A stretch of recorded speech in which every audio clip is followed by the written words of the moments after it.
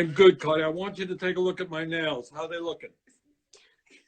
They're looking very quarantined. I could tell you've been on quarantine for a while now with your nails, but you know what? It's okay, Uncle Bernie. Okay. So, how you been? Bernie, I don't know. You know what I'm saying? I don't know if anybody told you, but the last time I got on live, I had a fit because I was so hurt and upset that you dropped out of the race and everything. And I was upset because, I be looking on Twitter and I be looking on my Instagram, and I know that there's so much people, like the youth, supports you so much. I know they support you so much. So, when I see that you dropped out of the race and everything, I kind of know why, because it's so expensive. It's very expensive to run a campaign. And when things are not going, the way that you want it to go, it's just like, hey, let me just drop it right now before we spend money on other things. And I was really upset because I keep telling the youth and I keep telling my people and my supporters, like, it's like, you guys really have to go and vote. And now we are now we're stuck between 45. We won't name them over here. You know what I'm saying? We ain't going to name them over here.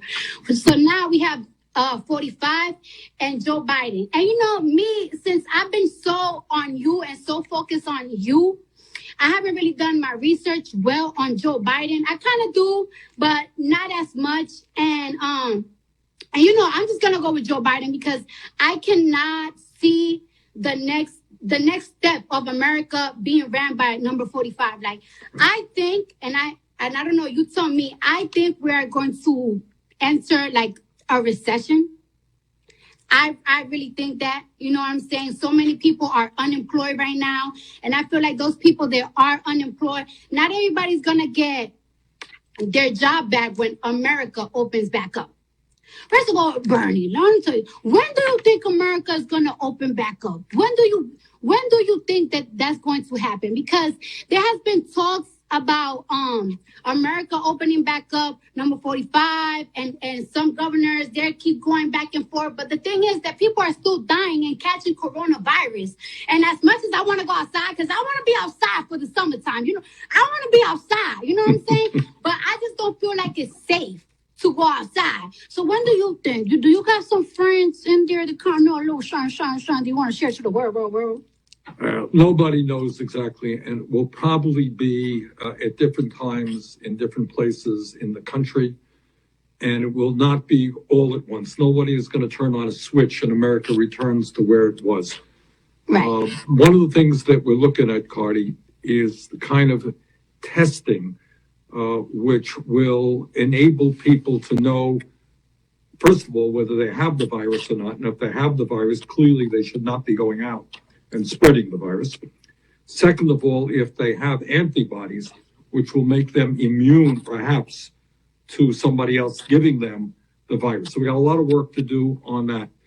Yeah. You said a moment ago, what has to be said over and over again, a lot of people are hurting tonight. A lot of people have lost their jobs. They're worried about how they're going to get food for their family, how they're going to pay their rent, pay their mortgages. And in Congress, some of us are trying to deal with those issues as well. Yeah. And like the jumps of deaths is crazy right now. Like right now, America really have the most deaths on coronavirus patients, victims. Like I think it's now 25,000 and more than that. 30,000 now. Yeah, we surpassed Italy. Yeah. Which is so crazy to me.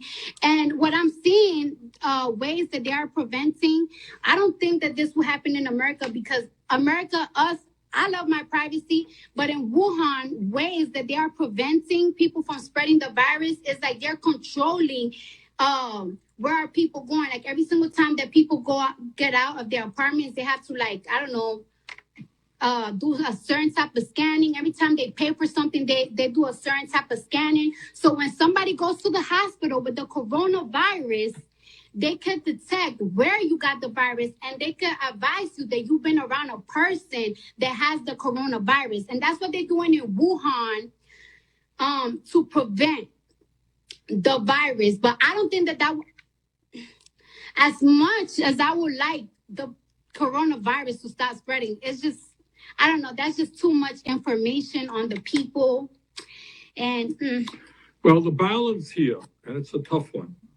Yeah. We have to stop the spread of the disease. Yes.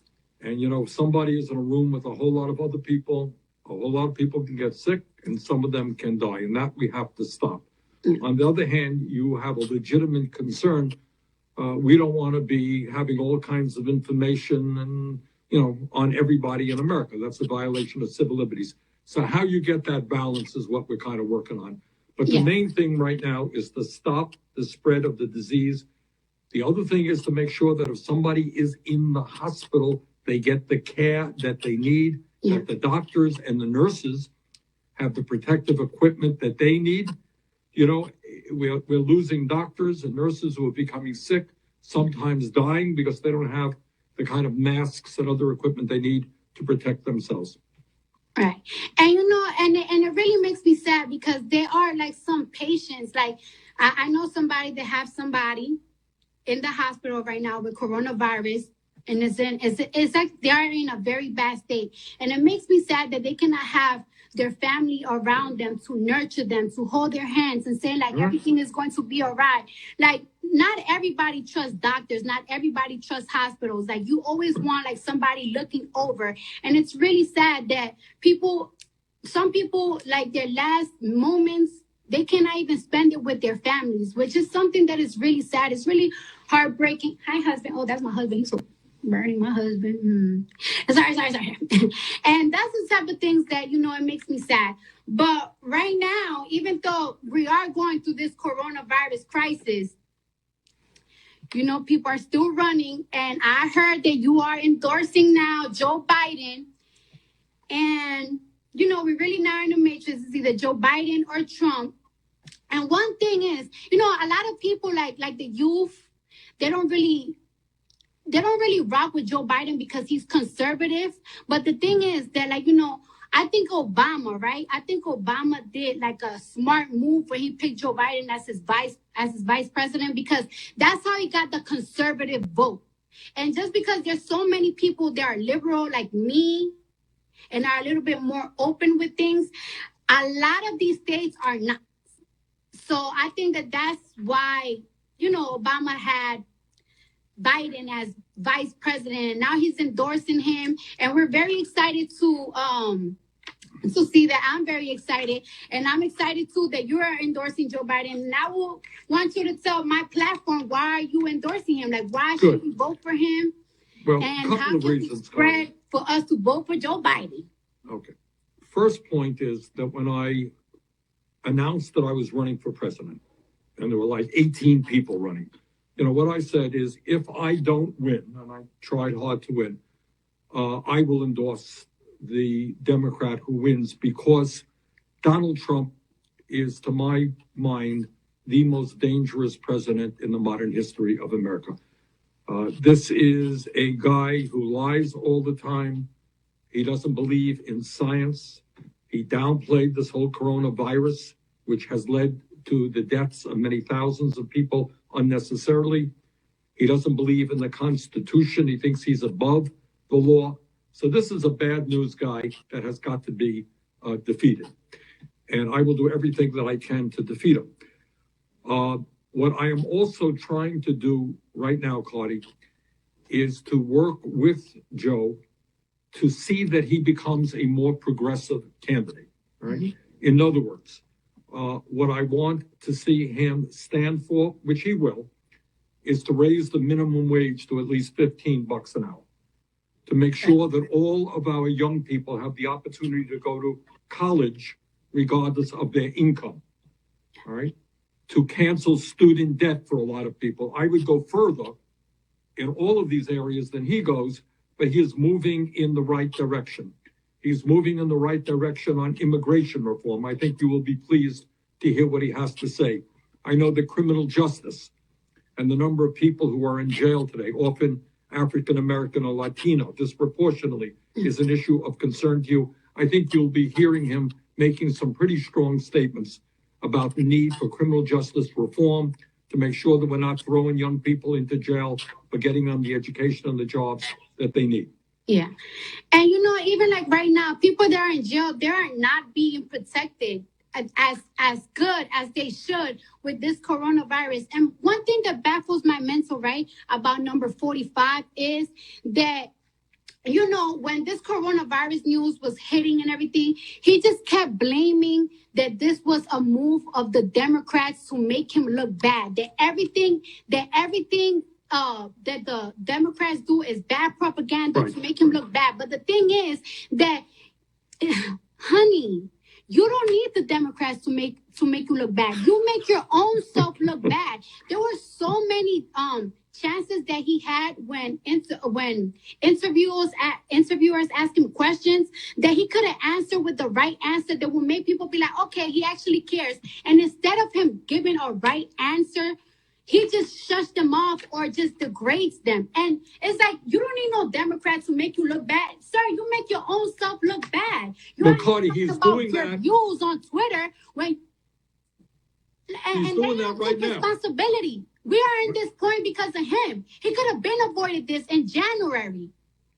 A lot of people, I have a lot of love for the Chinese people, but a lot of people, when coronavirus was becoming trendy in America, it was like around early January, and a lot of people felt like it would have been racist or prejudice to close the borders from China to America. And I just feel like, how come it wasn't prejudice when America closed the borders in West Africa when the Ebola virus was around, and the Ebola virus never even got here? So that's my thing. I feel like they put capitalism, money, trading goods before our health. And that's my problem. That's my issue. And instead of apologizing and giving us better, better things than $1,600 stimulus check at one time, I feel like we deserve better because they messed up. Apologize for messing up and do better for us, for the people. Well, that's one of the things about this guy is he doesn't apologize and he lies all of the time and he blames other people. Yes. So right now, because he downplayed the disease, he did not listen to the scientists. He did not use the Defense Production Act to tell private companies that instead of producing underwear right now or socks, they got to produce masks and we got to start producing ventilators and all that stuff. He didn't do any of that. So he blames other people. Right now, he's blaming the World Health Organization, which is an enormously important international organization that is trying to bring scientists and doctors together to work on a vaccine, to figure out the best way forward to treat this disease. He's now threatening to cut funding for them. Just the other day, you may have read that he threatened Dr. Fauci, who has been telling the American people the truth. Trump doesn't like the truth. So he wants to fire this guy as well. So, what we're trying to do now in Congress is go around Trump, make sure that our doctors and nurses have the equipment that they need, that we produce the kind of testing kits that we need so anybody in America can get the kind of tests they need when they need it. We're trying to make sure that every hospital in America has the ventilators and the other equipment that they need. And we have to move very aggressively in all of those areas. Right. Woo! I'm so excited. I'm excited and I'm nervous. And I don't know, I'm so emotional because this makes me really excited. And I hope that all the viewers have a better understanding of what's going on. And I just really want to let my viewers know that it's and want to keep getting lied to because we are in for a ride. After everything goes back to normal again, I want to let people know that things are not going to be back normal again. Like, this has impacted the economy and the back to normal again. There's countries that are affected by the coronavirus. They are not, as wealthy as this country. Like the Dominican Republic, where my father's from, we got family members all constantly calling. It's terrible. All right, Cardi, let me just tell you one of the things that we're trying to do. I'm sorry, that's my mama calling. trying to make sure. That's my mom calling. Okay, say hello to your mom for me. All right, we're trying to make sure that everybody has all of the health care that they need right now. All right, so people are ending up in the hospital. They can't even afford the treatment they're getting. If their families get sick, they don't have any money. We're trying to make sure that everybody has health care by expanding, having Medicare cover all health care bills. Second thing, very importantly, other countries around the world in Europe and elsewhere have done it. We want to make sure that people continue to receive their paycheck. In other words, Right. You get laid off from your job. We want to make sure you continue to get your paycheck. In the airlines industry, we managed to protect 2 million workers, flight attendants, pilots, people in the airline industry. They will, for the next 6 months, whether they're working or not, continue to get their paychecks. We want to do that for every worker in America. That makes sense to you? Yes, that makes sense, but we just got to see if number 45 is willing to do that. Well, we're going to make him an offer he can't refuse. We're going to put a lot of pressure, and I hope your viewers work with me and others in Congress in demanding that Congress stand up for workers, because a lot of people are hurting today. They're worried about getting evicted from their apartments. They're worried about not having enough food. They're worried about going bankrupt because they can't pay their debts. And Congress has got to be bold and stand up for those workers. Right. Well, we're going to stand up for those workers, and you're going to always have my support. And, well, you heard it from man's mouth, Joe Biden for 2020. Okay. All right. Thank you, Cardi. You keep up the great work. Thank Talk you. to you soon. Thank you. Okay. Bye-bye. Bye-bye.